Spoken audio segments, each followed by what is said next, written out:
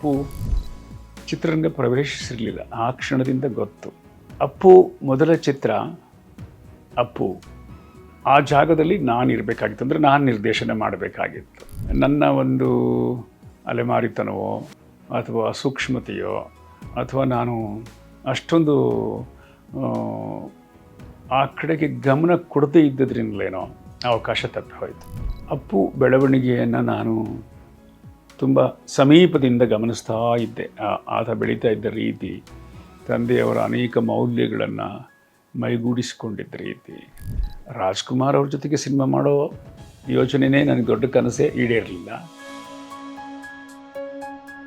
ಹೂಮಳೆ ಚಿತ್ರಕ್ಕೆ ಅಣ್ಣ ಅವ್ರದ್ದು ಶೀರ್ಷಿಕೆಯ ಗೀತೆಯನ್ನು ಹಾಡಿಸಿದ್ದೆ. ಹೂಮಳೆ ಹೂಮಳೆ ಹೂಗಳ ಸುರಿಮಳೆ ಅಂತ.